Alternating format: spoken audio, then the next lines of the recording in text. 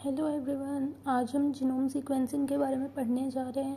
Genome sequencing क्या होता है, कैसे होता है, इसकी क्या क्या मेथोडोलॉजी है, इसमें क्या क्या नई चीज़ें आ चुकी हैं, इसकी लेटेस्ट टेक्निक्स क्या क्या हैं।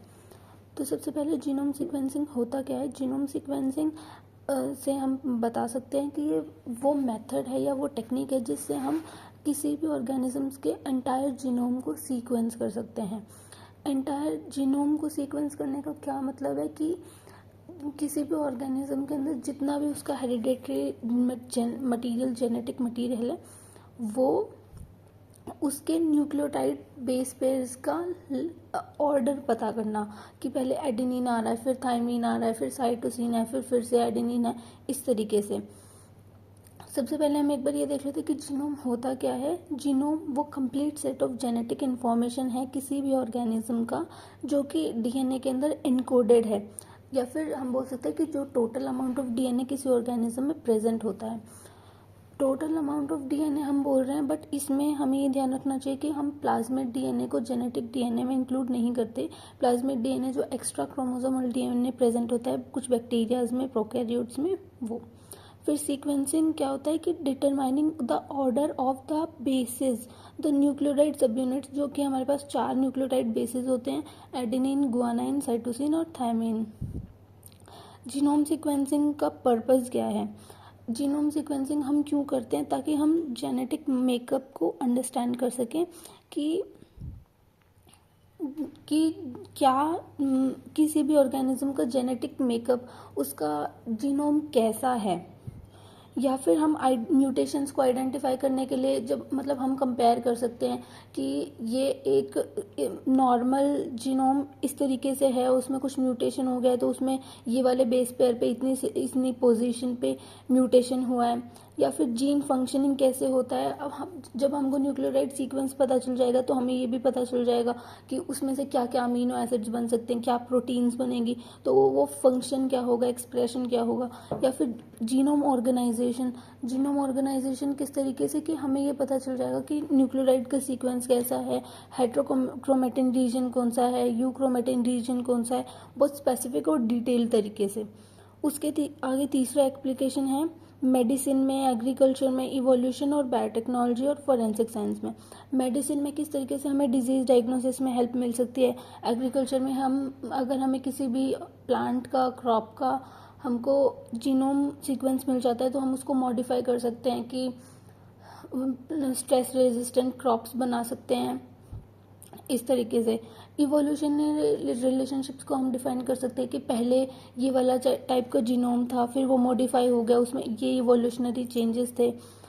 उसके आगे बायोटेक्नोलॉजी में अगर हमें किसी भी ऑर्गेनिज्म का जीनोम सीक्वेंस पता चल जाता है तो हम उसको एक्सप्लॉइट कर सकते हैं ह्यूमन नीड्स के अकॉर्डिंग नए प्रोडक्ट्स बनाने में, या फिर फोरेंसिक साइंस में भाई क्रिमिनल आइडेंटिफिकेशन और इस तरीके की चीज़ों में। अगर हम हिस्ट्री की बात करें तो हिस्ट्री में हम बेसिकली हमें ये 2 चीज़ें तो हमेशा याद रखनी चाहिए जीनोम सीक्वेंसिंग की जब हम बात करें कि आइसोलेशन ऑफ डीएनए 1869 में फ्रेडरिक मिशर ने किया था। उसके बाद 1953 में हमारा मोस्ट इम्पॉर्टेंट चीज़ था डीएनए का डबल हेलिकल स्ट्रक्चर आया था, वॉटसन एंड क्रिक। और 1970s के अराउंड मॉलिकुलर बायोलॉजी टेक्निक्स का फाउंडेशन रखा गया था, मतलब मोस्टली रेस्ट्रिक्शन एंजाइम्स का डिस्कवरी और दूसरे कोई टाइप के एंजाइम, बायोटेक्नोलॉजी की टेक्निक्स, पीसीआर वगैरह, ये इसी टाइम के अराउंड ये सब चीज़ें डिस्कवर हो रही थी। फिर उसके बाद डिमांड्स क्या क्या हैं कि हमें सीक्वेंसिंग टेक्निक्स को कैसे डेवलप किया ओवर टाइम। तो हमें ये पता है कि जब डीएनए की डिस्कवरी हो गई थी तो जो हमारी हम ये तो पता लगा पा रहे थे कि कौन सा क्रोमोसोम है, वो कितने साइज का है, बट हम एक्चुअली न्यूक्लियोटाइड्स का ऑर्डर नहीं पता लगा पा रहे थे, जो कि और डिटेल होता।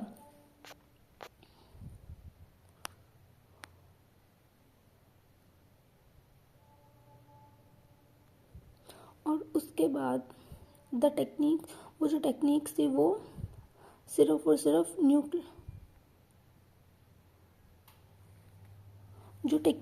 सिर्फ और सिर्फ न्यूक्लियोटाइड की कंपोजिशन को मेजर कर पा रही थी, वो उसके ऑर्डर को कि वो क्या ऑर्डर में है, कौन सा जीन पहले है, कौन सा जीन बाद में है, वो नहीं पता लगा पा रही थी। इसके बाद हमारे पास है कि जब हमने उन सारी टेक्निक्स को कंबाइन किया, वो जो मॉलिक्यूलर बायोलॉजी की टेक्निक्स थी, तो एक साइंटिस्ट आए थे रॉबर्ट हॉले और उनके कलीग्स, इन्होंने 1965 में फर्स्ट न्यूक्लिक एसिड सीक्वेंस पता किया था एलानाइन टीआरएनए का सैक्रोमाइसिस सेरेविसे में। फिर जो सीक्वेंसिंग मेथड्स होते हैं ये 3 टाइप के होते हैं, फर्स्ट जनरेशन, सेकेंड जनरेशन और नेक्स्ट जनरेशन। फर्स्ट जनरेशन जो सबसे शुरुआत में जो सीक्वेंसिंग मेथड्स आए थे, इसमें 2 टाइप के सीक्वेंसिंग मेथड्स आते हैं, मैक्सम और गिलबर्ट मेथड, और एक आता है सैंगर मेथड। फिर सेकेंड जनरेशन जो है, जो उनको थोड़ा और मॉडिफाई करके और बेटर टेक्निक्स जो आई थी, उसमें आते हैं रोशे 454, इल्यूमिना, सॉलिड और आयन टोरेंट प्लेटफॉर्म्स। अब जो हमारे नेक्स्ट जनरेशन टेक्निक्स हैं, जो कि मोस्ट लेटेस्ट, मोस्ट एडवांस्ड हैं, तो ये हैं पैसिफिक बायोसाइंस, या फिर इसको पैक बायो भी बोला जाता है, और एक होते हैं ऑक्सफोर्ड नैनोपोर टेक्नोलॉजी। तो सबसे पहले हम ये देखते हैं कि मैक्सम गिलबर्ट मेथड क्या होता है। तो 1977 के अराउंड 2 साइंटिस्ट थे, एलन मैक्सम और वॉल्टर गिलबर्ट।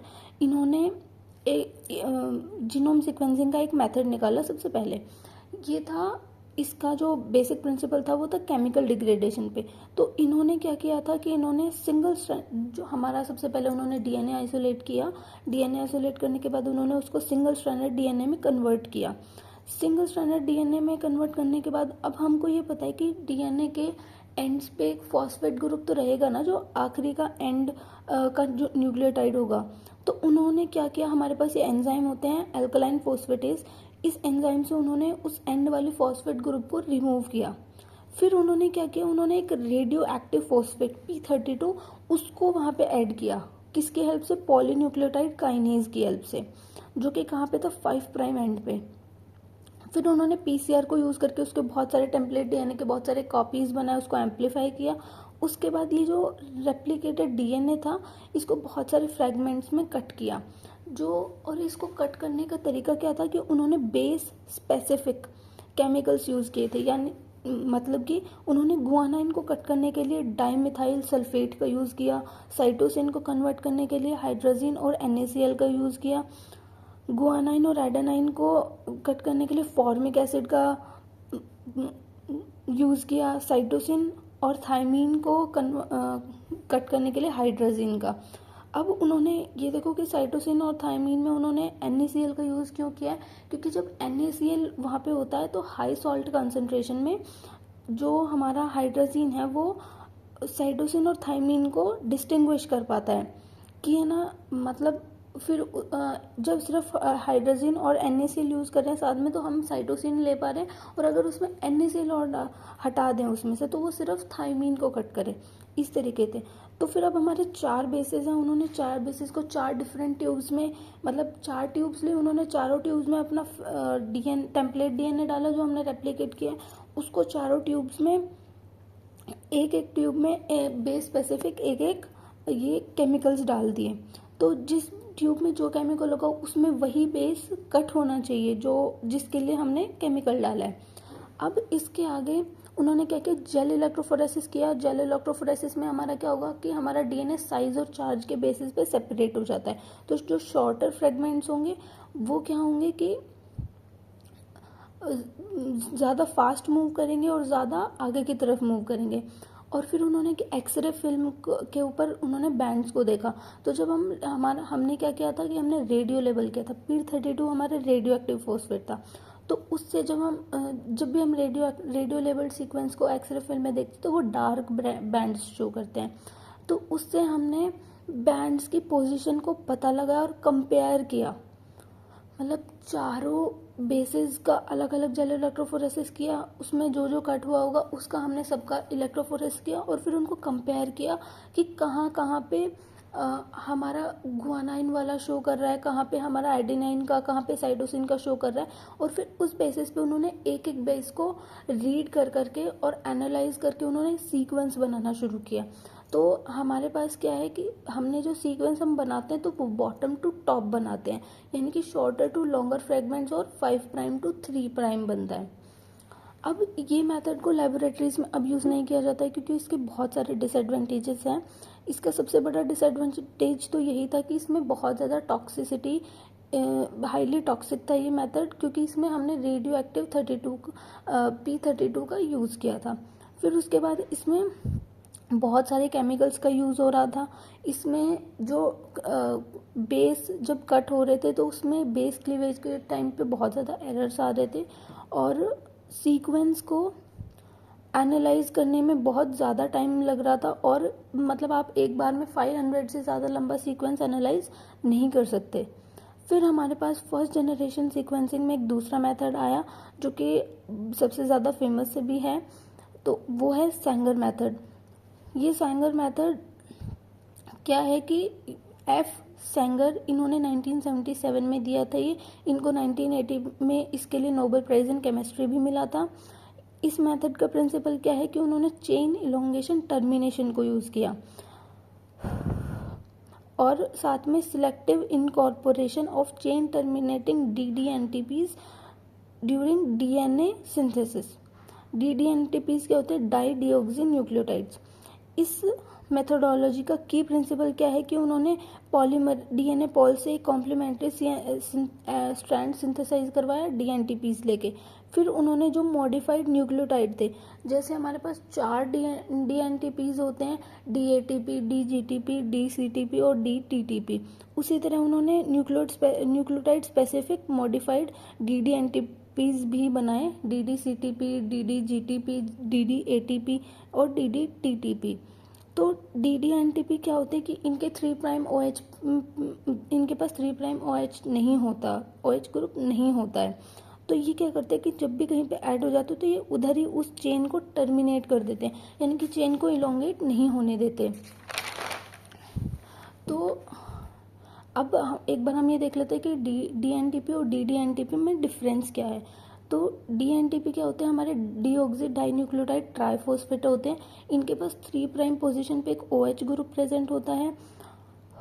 ये चेन इलोंगेशन को अलाउ करते हैं। ये नॉर्मल न्यूक्लियोटाइड होते हैं जो हर सेल में पाए जाते हैं, नेचुरली ओकरिंग होते हैं, लार्ज अमाउंट्स में प्रेजेंट होते हैं, और इनको सैंगर्स मेथड में अनलेबल्ड थे ये नॉर्मल। इसके ये 4 टाइप के होते हैं, DATP, GTP, DTP और CTP। फिर हमारे पास डाई डिऑक्सी न्यूक्लियोटाइड ट्राइफॉस्फेट होते हैं। सबसे पहले हम इसके नाम से ही पता लगा सकते हैं, डाई डिऑक्सी बोला है यानी कि 2 OH ग्रुप। जब हम DNTP बनाते हैं तो उनके ऊपर तो एक OH ग्रुप हट ही जाता है, अभी हमने एक और हटा दिया तो वो डाई डिऑक्सी हो गया। इनमें क्या होता है कि ये 3 प्राइम OH ग्रुप इनके पास नहीं होता, ये चेन टर्मिनेशन कॉज करते हैं।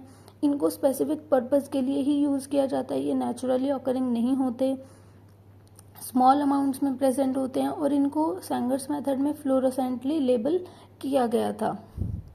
उसके बाद आते हैं हमारे पास Sanger method of DNA sequencing. जी क्या है? इसमें 4 डिस्टिंक्ट रिएक्शन होती है 4 बेसिस के लिए, मतलब हम 4 अलग अलग जगह रिएक्शन लगाएंगे। तो टेम्पलेट इसमें हमारे पास क्या क्या चीज़ों की ज़रूरत पड़ती है? Template DNA polymerase enzyme, primers, DNTPs और DDNTPs। इन सारी चीज़ों को हम एक एक ट्यूब में लगाएंगे। 4 ट्यूब रहेंगे तो हर एक ट्यूब में एक बेस स्पेसिफिक DDNTP डालेंगे। तो जो हमारा DDNTP का कंसंट्रेशन होना चाहिए वो यहाँ पे कम होना चाहिए।